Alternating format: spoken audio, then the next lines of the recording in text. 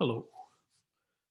We talked about um, certain aspects of handling background tasks on Android, namely services, notifications, and broadcasts last time. In this particular slide set, we'll finish by discussing async tasks.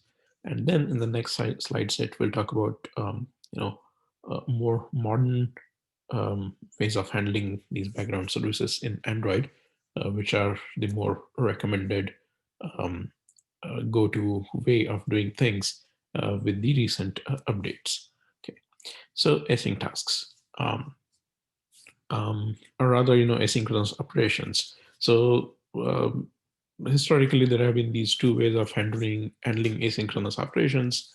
One is async task, which is for short, interruptible tasks. A small job that can be sent to the background thread, and you can monitor its progress and also report on when it's completed.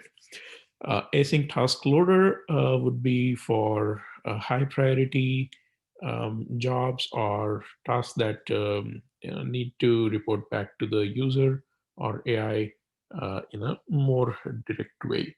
Um, um, these are now deprecated in API 30, which is the most recent update. Um, so very recently, not too long ago, but these were the predominant mechanism um, in handling asynchronous operations in Android. So you'll find a lot of real world code out there. You'll find a lot of discussion online, and if you go and search for background task, asynchronous operations, you are quite likely to get loads of results for async tasks.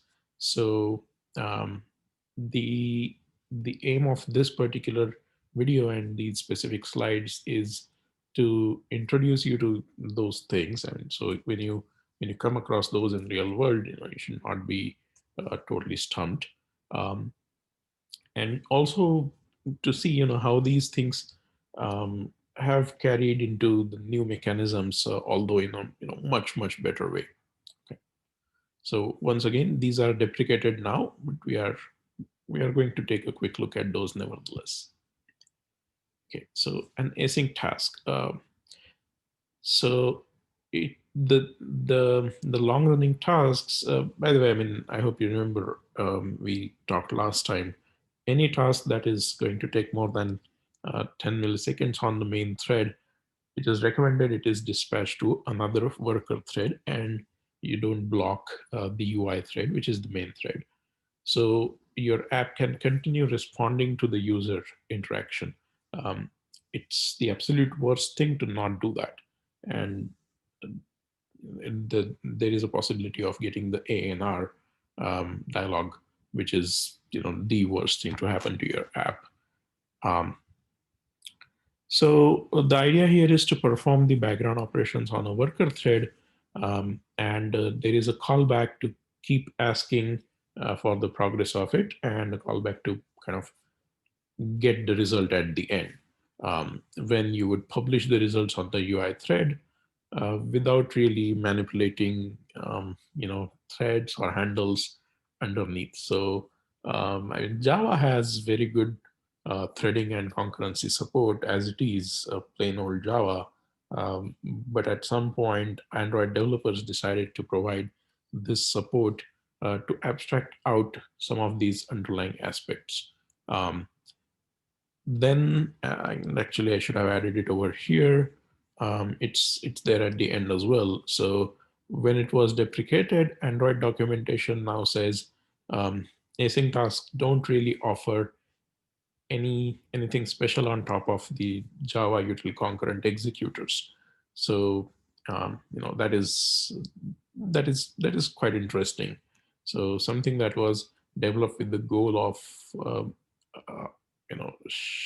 uh, shielding the developers from dealing with threads or handlers directly, ended up saying it doesn't really offer anything great on top of that. Anyway, so but the other mechanisms that we'll see in the next videos are pretty impressive. So um, it's not all bad for Android developers. Okay, so these are the four callbacks, most common callbacks, and this is how an async task works. So you first call on pre-execute in the UI thread, essentially to prepare your um, um, prepare anything that is required, any input for the background thread, etc. By the way, there is some color coding here. So these, bluish boxes, they are all on the UI thread. The green boxes, they are all on the, there is only one, but that is on the actual background thread. Okay. So once that is done, then then the system calls do in background, which is the actual task to be executed in background, and that code is run on a separate thread without interrupting your main UI thread. Um, and the on progress update can keep checking um, about the progress update there and show it to the user, say in terms of a progress bar or a percentage showing how much of the file is downloaded, for that sort of an example.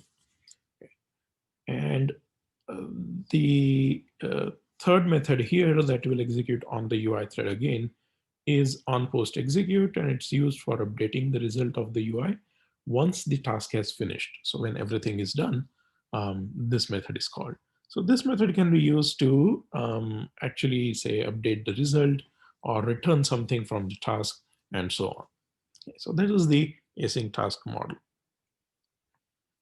So how do you use an async task? You basically configure the task by subclassing it, and then you can use, the async task subclass um, uh, can have uh, three parameterized options in the class definition, as you see it in the example here below. So the first one is params. It is the type of the parameters. Now, what this means is the all the parameters must be of the same type.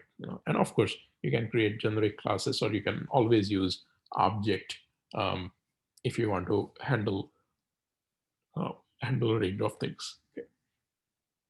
Um, so these are the parameters to be sent to the do in background method. The second is progress, which is an integer. It will be like a data in terms of number of units, progress units, and that can be then returned in or handled in the on progress update method. Okay. So in this example, we are using a string and an integer for the progress. And finally, you have a result, which is the data type to be delivered at the end in the on post execute method. So we are going to look at an example which basically downloads a bitmap file from the network. Okay. So how do you use async task? Essentially, you instantiate it on the UI thread. So that could be in your activity or fragment code directly. And you call .execute with parameters on it. Once that is done, the task is invoked. Um, you can cancel it by invoking the cancel method from any thread at any time. And um, cancel would usually return true, but it may return false if the task is not running, which means it probably completed. That is one of the most common example. If canceled, your on post execute is not invoked. In those cases, it's the on canceled which is invoked. Okay?